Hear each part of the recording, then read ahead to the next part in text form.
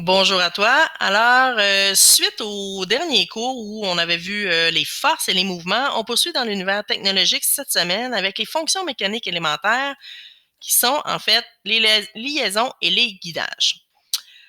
Pour assembler les pièces d'un objet technique, on a besoin de pièces qui assurent la liaison des pièces. Ces liaisons-là peuvent être démontables ou indémontables. Démontable, c'est qu'on est capable de défaire les différentes parties de l'objet. Indémontable, c'est qu'on peut pas, à tout le moins, on peut pas s'en briser l'objet. Parfois, ces pièces-là de liaison vont assurer un guidage, on va assurer un mouvement de certaines pièces de l'objet. Les mouvements, on les a déjà vus, donc la pièce peut guider un mouvement en translation, en rotation ou un mouvement hélicoïdal, et on va avoir un quatrième cette semaine qui est le mouvement mixte. On laisse de côté pour l'instant les flèches de force et de mouvement et on s'en va vers des symboles comme ceux-ci pour les guidages. Donc, 4 types de guidages, 4 symboles. Mon premier exemple. Je commence avec les faces, ce genre de face-là que vous avez vu, qui est dans une espèce d'étui en plastique. En fait, ma petite pièce ici, qui est mon organe de liaison, va guider le mouvement de mon efface. Donc, mon efface peut évidemment sortir du plastique et entrer dans le plastique. C'est un mouvement de translation. Petit rappel, bidirectionnel, dans les deux sens. Cette pièce-là, elle est indémontable. Je ne peux pas l'enlever sans défaire, sans briser mon objet. Et le symbole au bas d'une translation est celui-ci. La ligne au centre peut vous aider à retenir translation en ligne droite.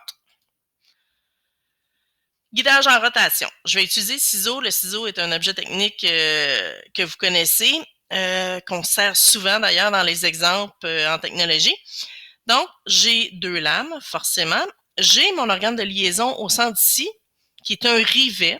Un rivet, retenez ça, vous allez voir ça souvent. Donc, qui lie mes deux lames et qui permet un mouvement. Des fois, c'est une vis. Ici, c'est un rivet. Mon rivet est indémontable alors que la vis serait démontable. Je pourrais défaire mes deux lames. Dans le cas présent, je ne peux pas.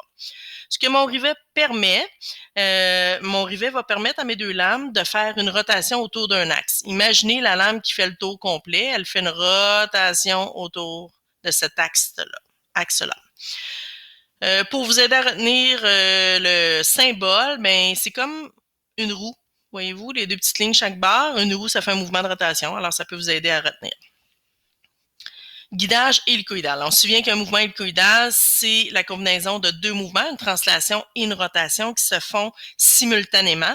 Donc, une translation qui va de haut en bas ou de gauche à droite et la rotation sur un axe.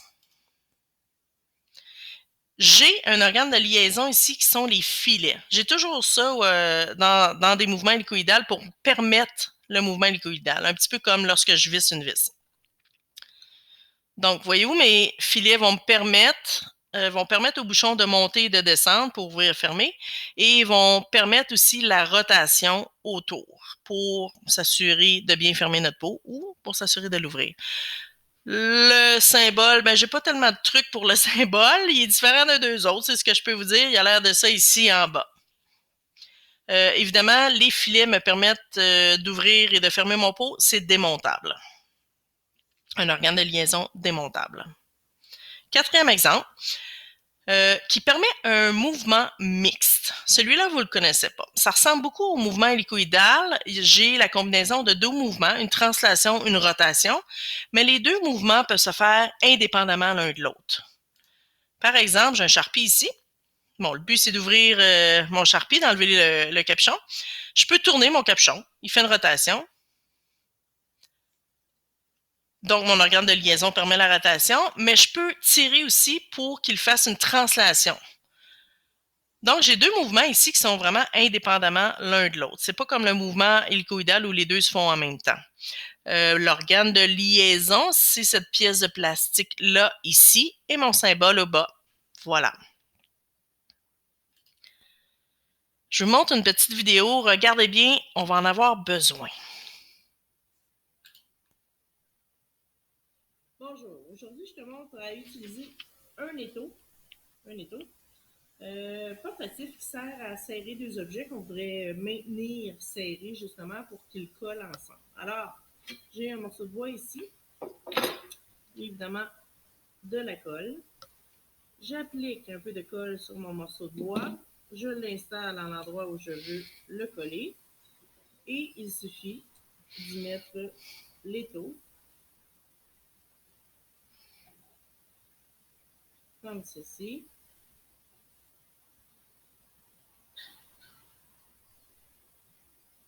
Là, je positionne mes deux objets. Je continue à tourner et à serrer bien fort. Et voilà, mon étau est installé. On va faire l'analyse de cet objet technique-là qui est l'étau. Donc, pour faire fonctionner mon étau, j'ai utilisé cette partie-là en haut ici. Voyez-vous le trou? C'est mon organe de liaison qui assure le guidage de cette pièce-là ici. Cette pièce-là peut se promener de gauche à droite et elle peut tourner sur elle-même. Ma liaison est indémontable. Je ne peux pas défaire les deux pièces. Mon guidage, il est quoi? J'ai deux mouvements. J'ai une translation, j'ai une rotation. Est-ce que les deux mouvements peuvent se faire indépendamment l'un de l'autre? Oui, c'est donc un guidage mixte. Le symbole, je vous le rappelle, voilà. J'ai une autre liaison ici au bas. Cette liaison-là, elle est aussi indémontable. Je ne peux pas les défaire. Maintenant, je ne vois pas vraiment à l'intérieur, mais si je voyais à l'intérieur, vous verriez qu'il y a un filet en dedans. Un petit peu comme mon pot de tantôt. Pourquoi? Pour permettre à la vis de monter et de descendre et de tourner sur elle-même simultanément, donc un mouvement hélicoïdal. Le symbole. Dans une analyse d'objet technique, j'ajoute les forces et les mouvements aussi. Donc, un petit retour en arrière. Quelle est la force que moi, j'applique ici pour faire fonctionner mon objet? Je tourne, si vous vous souvenez, ou vous pouvez revoir la vidéo, je tourne. Donc, j'effectue une torsion. Je tourne deux rotations en sens inverse.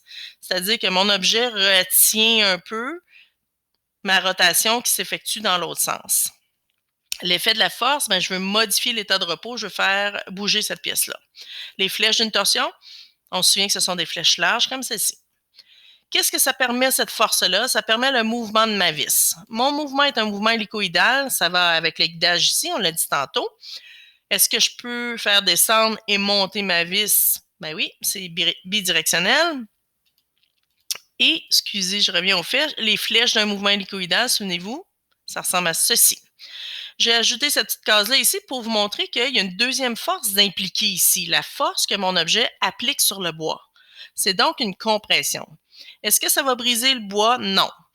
Il va y avoir une déformation qui va être temporaire, qu'on ne voit pas tellement à l'œil, mais qui se fait quand même. Et aussitôt que je vais enlever mon étau, mon bois va reprendre sa forme, donc déformation temporaire. Les flèches de la compression, voici ce qu'elles ont de l'air. Donc ça, c'est une analyse technique qui est assez complète. En conclusion, on a deux types de liaisons, démontables et indémontables, quatre types de guidage, le mouvement en translation, en rotation, hélicoïdal et le nouveau de cette semaine, mixte. Chaque guidage a son propre symbole. Donc, c'est à toi de jouer. Retourne à ton activité.